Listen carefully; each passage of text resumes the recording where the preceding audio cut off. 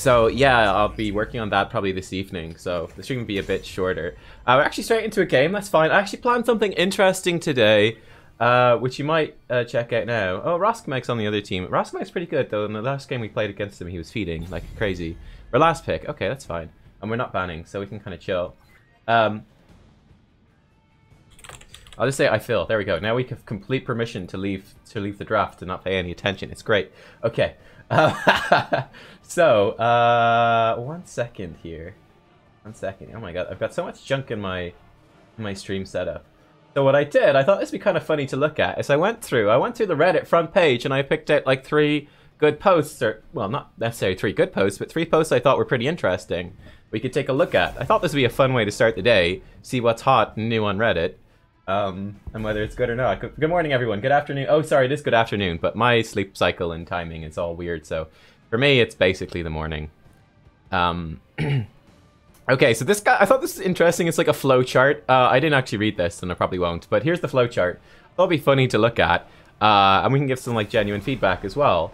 I've never done a flowchart myself. I think like my initial impression is that it's probably, well, my initial guess is that this will probably be too simplistic, but it'll be interesting to take a look at, right?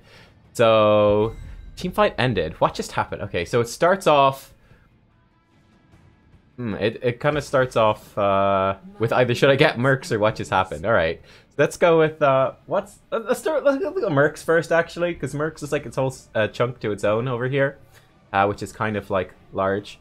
I think it's supposed to be actually in this, but whatever. It's an objective happening immediately. Let's say yes. Would the objective fight be a fair one? Yes. Don't take mercs.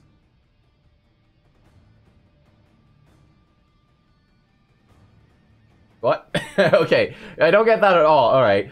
Objective happening immediately. No. Take mercs a medium distance away from the objective, only if they can be taken quickly.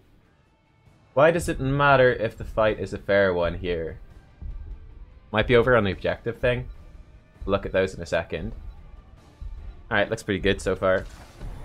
That's weird, though. Alright, strange.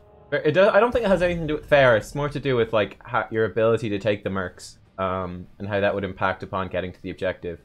Let's say no. It's the objective coming up soon. Let's say yes, because it's quick. So yes, an objective's coming up soon, or been announced. Mercs can be taken quickly, far away from the objective. If the enemy team have to send someone to clear the camp, giving you an advantage, take them. Yeah, that's generally, I would suppose, like the main thing. But it's not to do with whether it's happening, like... I suppose it immediately means currently. Sometimes you can take mercs during an objective, though. But we'll probably come to that, I would guess, over here. But it's not only this stuff. Do you have to have the advantage to push lane with the mercs? Or do you have the advantage to push the lane with the mercs? Yes, take the mercs. Safe, you can do it quickly. No, typically no need to take them unless the enemy's trying to steal camps on your side of the map. I'm not sure about all of this. This seems a bit strange to me. So I would say for mercs, 1 second here. Wait, hang on. Okay, someone is saying something in chat. It says basically, if an equal team fight, go there, shift the balance. If the team fight's heavily skewed, get the objective. So I'd say with mercs, it's you do want to time them around objectives as much as possible. In order to maximize, like, oh, okay, enemy team wants to go take and fight the objective, but they also want to deal with the merc camps, which are, you know, going to be pushing their lanes. You can also take it... You can take them during an objective. Again, like, it depends on the map, right? So it's different on, let's say, Infernal Shrines, where the objective is a short thing. And it can be different on, let's say, Braxis or Dragonshire, where the objective can be up for a considerable amount of time, where you might actually use mercs to create pressure in order that you can secure the objective. Sometimes you'll take them during the objective if you have to. Yeah, typically you want to time them around objectives. Getting them usually as the objective pops up is a good time. It also depends on how many people are nearby. That's very important. So, okay, it's me alone. That means I'm going to take the mercs very slowly, so you want to time it right. If it's not me alone, then we can do more stuff. I might look at Alex here. No, probably not Alex. Maybe Lucio. Lucio's probably pretty good here. I'm not very good at Lucio. Let's try him. Let's try him. The link is just on the front page of Reddit. Oh shit, I put my dashboard. Okay. So yeah, that's kind of what I say about mercs. When to push, it can be quite. It also depends on comp and stuff. But yeah, that's an interesting one. Let's look at this. So team fight ended. Did you just win? No. Okay, so we lost a team fight. Check map. Look for soaking opportunities. Don't miss soak. Don't re-engage if at a distance. Poke safely. Yeah. Also, sometimes the right thing to do is nothing. It depends on how badly you lost it, doesn't it? But yeah, typically when you lose a team fight, you're just looking to just wait for your team to recover and regroup, and then like yeah, soak stuff like that. Did you win a team fight? Look for a way to take advantage of the situation. Taking mercs, usually aggressively, I would say. Pushing a wave, taking a tower fort, yeah. Yeah, you usually, the most important thing, I think this is really important actually, is that when you get like kills, especially in a team fight situation, like kills are kind of useless by themselves. They're a bit of XP. The main thing that's good about kills is the death timers that they cause, which is you want to then translate that into advantages. We'll return to this after the game. Okay. Let's get this one, because we're going to use it a lot in this map. Let's get moving. Li Ming Burst might be a problem for Lucio. Possibly.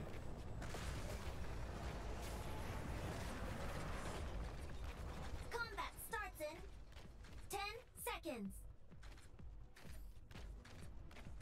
So the thing, I feel like Lucio is good on this map. I'm not very good at Lucio. He just doesn't super click with me. We're going to try our best here.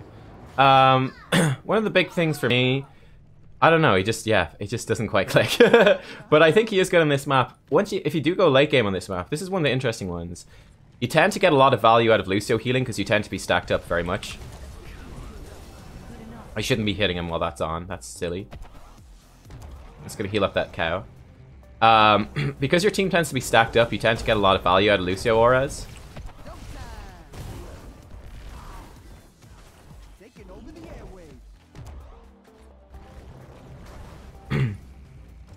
I feel like someone's AFK. I feel like we're pushing in this lane an awful lot. Oh, nice one. He's dead. Overstayed.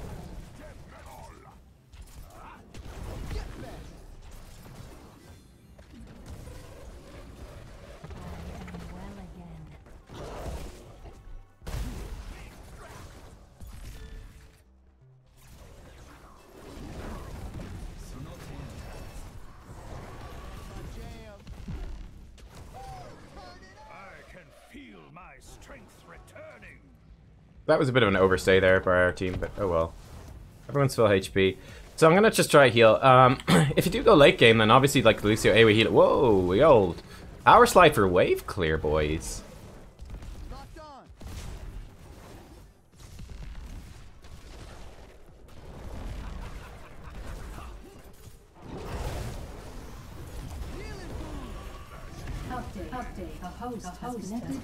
Oh, we still got the doubled up notification problem.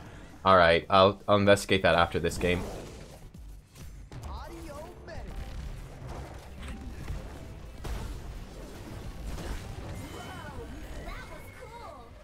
I want to heal not Genji. Dog. We just killed Genji. I definitely don't want to heal him. He's on the enemy team. This is good though. Roskmag is feeding. Roskmag, I feel like, has been feeding a lot recently. And I got that feeling.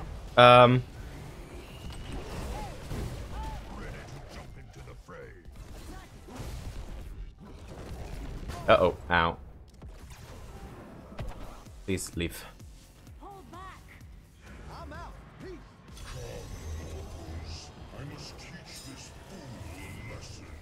Okay, nice. He's fine.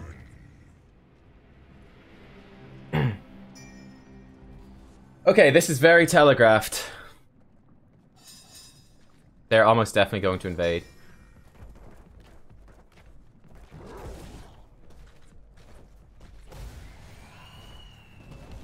Taking over the airwaves. There is no escape for you but death, angel. You keep healing and I'll keep rocking. I hear that. Time to accelerate.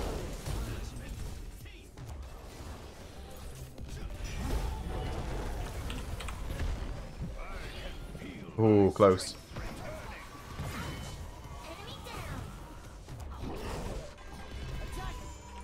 Okay. That went pretty well.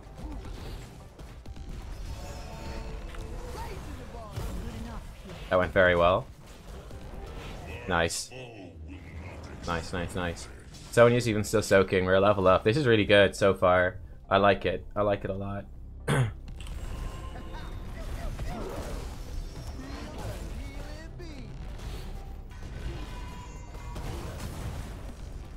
It's gonna wall ride, build up Accelerando. I'll keep that.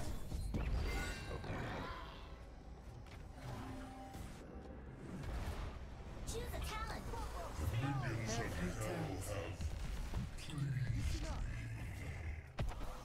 Alright, I'm gonna leave. Party mix, I think, for this map.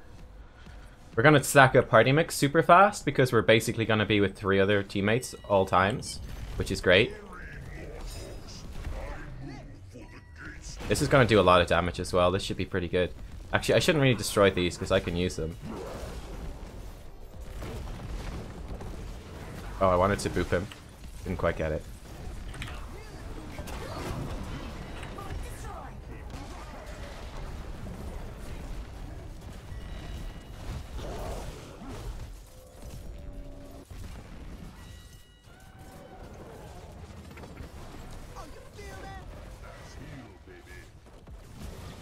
Okay, good. This is still a very healthy Immortal as well. And she's almost definitely gonna try dive her. Okay, we've got her healed. Nice. I booped him away. Whoops. So only just gotta kill top. This is gonna be, I think, a pretty quick game. They're getting super wrecked here. I mean, this is Immortal still alive. I don't think we've enough to core. Actually, we're almost 10. Maybe we could core. Down barrier.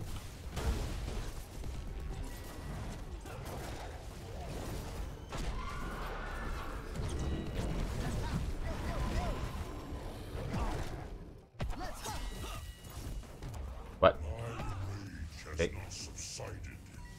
We didn't have Sonya here with us, so they had Artanis come back.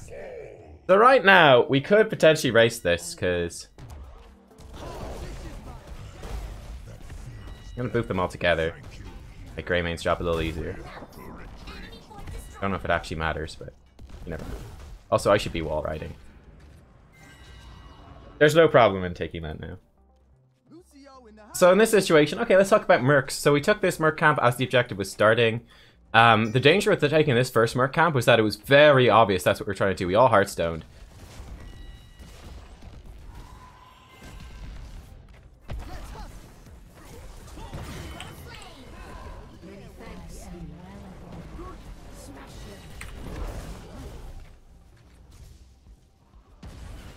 Killing spree.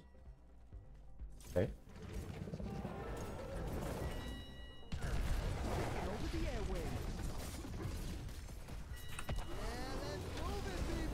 Beat him out of there.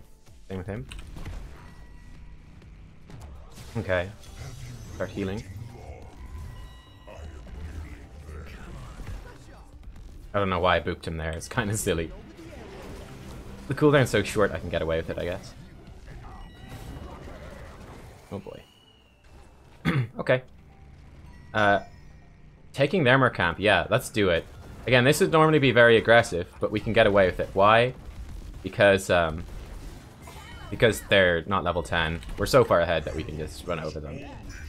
So I'll add on to the end of this video. I think I will put this one up as a video because I generally don't play Lucio very much. But what I'm going to do is... Yeah, this is... Okay.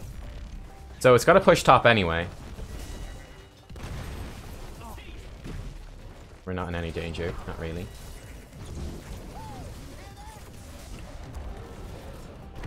Rip him away.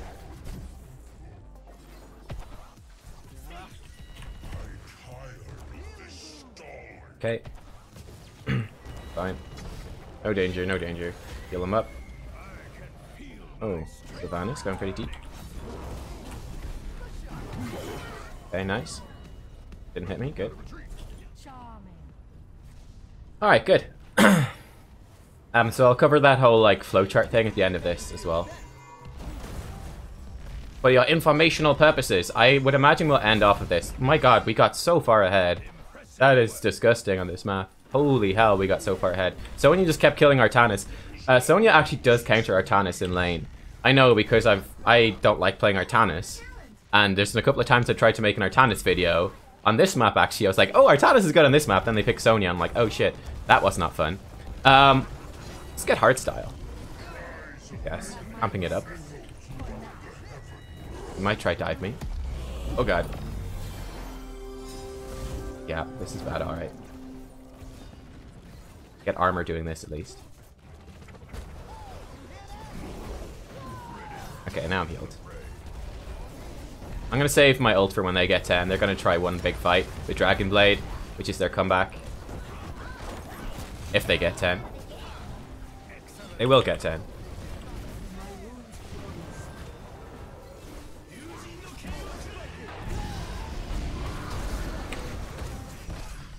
There we go.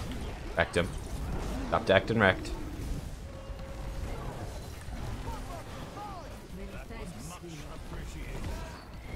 Nice. Okay.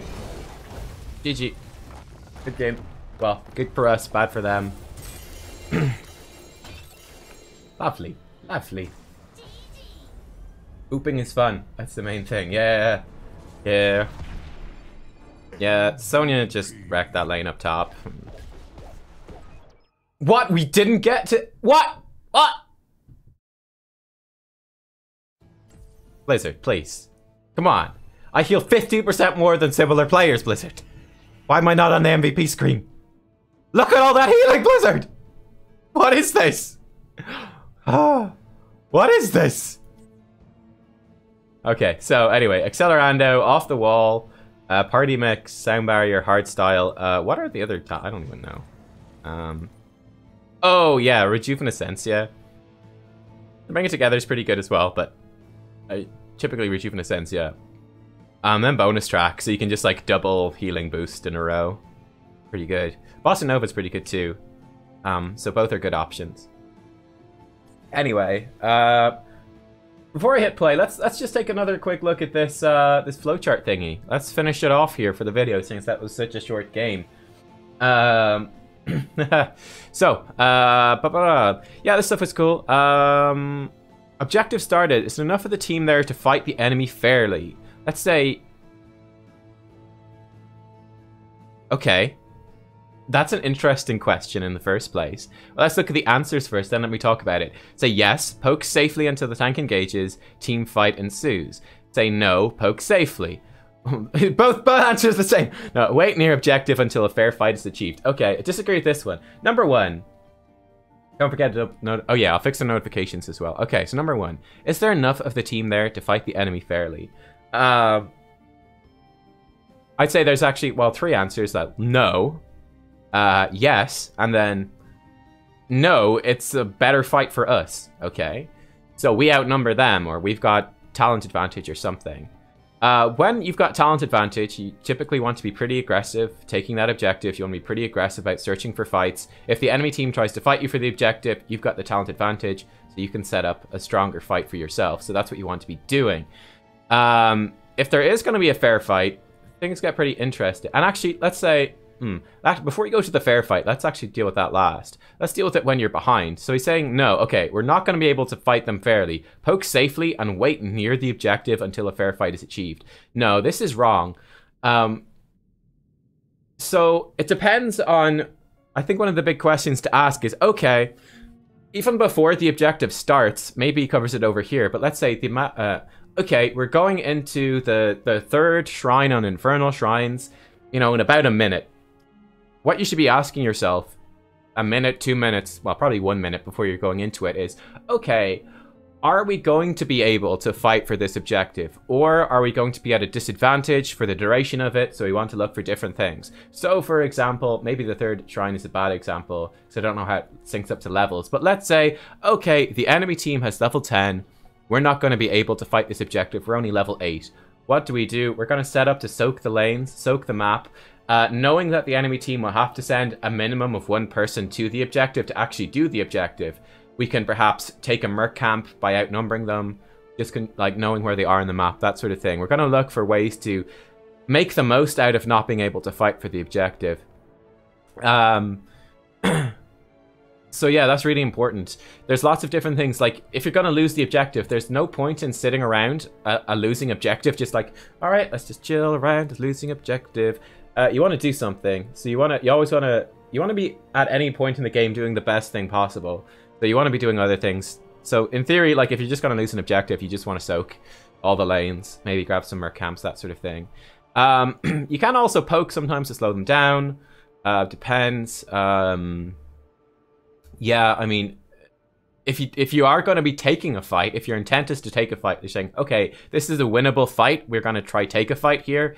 You definitely do want to, this is what you do in that situation, right? You want to just wait, kind of, I don't know, kind of like scooch around, trying to get a good position, try to figure out where they are, get position, try to be ready to set up that good fight. So that's what you're looking to do. And then a similar thing, going back to what I said first, is in that situation where it's like, yeah, we have a big advantage. What do we do when we have a big advantage going into an objective? Well, if the enemy team all splits off and soaks, then typically what you're looking to do is to still take the objective in a reasonable time frame, while then also making good value. So, for example, let's say it's the 3rd shrine and Infernal Shrines, you're way ahead of the enemy team, and they go, okay, well, fuck it. And they just go off soaking the lanes. Like, you don't need to have 5 people on the objective taking it, unless you've got really bad objective clear. It might be better in that circumstance to be like, okay, we'll leave like 2 people to soak. Let's say it's the top shrine, we'll leave 2 people on the top shrine, then we're going to go clear top lane and mid lane. Maybe we're just going to start pushing down the lane. We'll leave 1 person on the objective, we'll send 4 people to just push down top lane, to just open it up for the Punisher, so he's going to get damage on buildings that are further down the lane, which are therefore more valuable. You want to be looking for stuff like that if they're not going to fight. If they do try to fight you and you're way ahead, you just crush them. So yeah, that sort of stuff. Okay, so let's say we're going into a fair fight. That's the most difficult thing. Poke safely until the tank engages, team fight ensues. Yeah, yes and no. So certainly, fair fights are tricky, because they're fair. You can definitely wait for the tank to engage. It doesn't necessarily have to be the tank. You can engage hard. If someone goes out of position, you want to engage hard on them, probably. It really, again, depends on your composition and how the fight actually goes for you. How the fight would go for you and how you would want to do it. But, yeah. Fair fights are tricky. There's a lot of stuff goes into that. All right, let's look at the objective announced. Maybe we should have read this before objective started, but oh well. Is someone in your lane that you're soaking? Say yes. Continue to soak unless they leave, or your wave is cleared. You can return to your team to engage the enemy at an advantage. Okay. Someone in your lanes that you're soaking this. No. Let's check the map, figure out where everyone is, finish clearing your wave. Once it's cleared, continue to check map, and safely rotate to the objective. Again, yes and no. It depends. So the objective is announced. Okay, boom, 3rd shrine's coming up in 30 seconds. What do? Your soaking prior to objectives is really based around how much XP you have at a given moment. So for example, let's say we are like 10% off level 10 and the enemy team has just started level 9. Okay, what are we going to do here? Well, in that situation, very interesting. So the enemy team is just level 9 and we're almost level 10. Coming up to the objective, I would say usually what you're looking to do is to just get everyone up to that objective, because you're going to like tick over to level 10 with just the passive XP and from the lane that's beside that objective. By the time it starts easily, it's not a problem. And you want to get as far ahead on that objective as you can before the enemy team gets level 10 and can then fight you. So typically what's it's gonna look like in that situation is team that's almost 10 runs up to the objective, starts racing it. Then the other team soaks, they get level 10, then they go up and try to fight, and then it's a fair fight. In theory though, if you do it fast enough, let's say on shrines, if you clear the shrines fast enough, you might be so far ahead on the shrines that there's no way the enemy can actually take it off you, so you get the objective doing that. On the other hand, if you're like further off the level, you might want to soak. It depends on how close you are to a talent, and your soaking will determine that, and also how good the team fights and engagement, I'd say, for the enemy teams, for both teams are. So it kind of depends, again, on what your comp is, but that stuff's worth considering. But going safely is definitely important. You're not necessarily going to stay and clear a whole wave. It really depends. I think I actually do this over much. It's just a completionist sense. You're like, ooh, kill the whole wave. I think sometimes it might be better to like leave some of the wave. Like sometimes it might be better to just sometimes it is better to just leave it. Sometimes you want to clear some of it, but not all of it. I think that's kind of like a complicated thing. I'm not really sure exactly how it goes. Yeah, if the objective announced and someone is in your lane, continues to soak unless they leave, your wave is cleared, you can turn to your team to engage the enemy at an advantage. Well, typically, like, objective is announced. You're typically looking to go take a Merc camp around then, if you can't. Well, it depends. Let's say we just did Battlefield of Eternity. Taking that Shaman camp is super, super strong during the objective because its push is insane. It's like the best pushing camp in the game. Like, it will literally destroy keeps if it's left unstopped sometimes. So, yeah, you want to be getting ready to go and do that. Usually, if you're with someone, that's a good call for, like, usually that's the group that will go to Mercs. Like, I'd say it's usually, like, the solo laner will be the last one to an objective. They're kind of just soaking solo and safely. Then it's more like it's usually you have, like, a 3-man group. Like, it's 1-3-1 or 4-1. Something like that. You'll have the bigger group of heroes will go take the Mercs because then it's a bigger group, it's safer. They can take them quickly and they're able to fight if there's a fight over them. So typically that's what you're looking for when the objective is started, is something like that. Okay, say friendly has just died. Were you in the fight? No. So you weren't in a fight and someone friendly died. Continue soaking if possible. Rotate to dead teammates' lane to soak for them. Return to your lane. Yeah, sure. So that's, yeah, mostly. Yeah, typically when your teammate is dead, when you're down a hero, you have like no map control and no team fight control, usually. Again, unless you're like level 10 and they're not, then maybe you can still do something. So usually when a teammate dies, the general thing is that, okay, we're now on the back, we're going to step back a bit, we're just going to soak, we're going to play passive, play safe, and just wait for that teammate to come back. So yeah, something like this is good. Another thing you can do with this is, like, my team are fighting, let's say on a big map. Okay, there's like a big 4-man team fight up in top lane, and I'm the solo laner, I'm in bottom, what do I do? Sometimes it might be like, I'll just soak mid and bot, just double soak, it depends, because that can get a lot of value sometimes, but you also have to watch that your team don't get collapsed upon. Anyway, let's see where we're in the fight. Was it originally a fair fight? Okay, let's say yes, it was. An enemy is almost dead. You can safely and surely re-engage for the kill. Do so. Yeah, sure. So you're still in the middle of the team fight, and like, it's just the middle of the team fight, and yeah. Was it originally a fair fight? No. Kite safely away, disengage as quickly as possible. Sure. I mean, typically in Heroes, you this is quite important. I find it funny how the questions about fighting fairly. It's typically in Heroes, your primary objective is to fight as unfairly as possible, as often as possible. You pretty much never want to fight if you're at a disadvantage. You'll fight when it's fair, because you'll kind of have to, but really your main goal in the entire game is to be ahead, and then to fight when you're ahead. Alright, nothing's happening. Are you in the lane? Let's say no, because it's the shortest one. No. Determine which lane is best for your role, which teammates could use the most help. Highest priority is lanes where you might be losing minion waves. Okay. That's actually good, I like that. So, okay, I'm going to figure out which lane is the best one for me to go to. What's highest priority? Make sure, number one, that we're getting, like, the soak. We're getting the minions. Okay, that's where I'm going to go. But also respecting my role. Yes, I agree with that. Are you in a lane? Yes. With somebody? Yes. Continue to soak. Look for opportunities to assist teammate in another lane. Wait for objective. Stay safe. Watch the line of skirmish. I don't know what the line of skirmish is. We also don't necessarily want to stay safe and soak. You want to broadly be soaking, but you also want to be grouping for objectives, looking for ganks. It depends, again, on your role. Like, it's very different if you're, let's say, a Vala versus a Genji. Or, like, another role, like a tank or support. So you're not with someone. Make sure no waves of minions get lost. So soak. Look closely for opportunities to switch lanes, where it'd be more useful. Especially if you pour wave clear. Sure. Don't leave the lane unless you make your team aware you have to leave. I guess. Interesting stuff here. Yeah, I think, like, there's some good points in here, and then there's some kind of weird points. And of course, it's trying to give you simple answers to something that's actually pretty complex and varies a lot depending on, well, first of all, just from the draft, depending on the map choice and depending on the team comps and how those particular team comps stack up against each other. So there's so many variables. And then that's even before you get into the game. And once you're in the game, it depends how the game is going, relative skills of the different players. the relative positions, the leads, that sort of thing. But yeah. This Flowchart does not seem optimal. Well, it's not optimal. I don't know. I'd never make a flowchart myself, though. I think it's how do you make one that's optimal. That's tricky.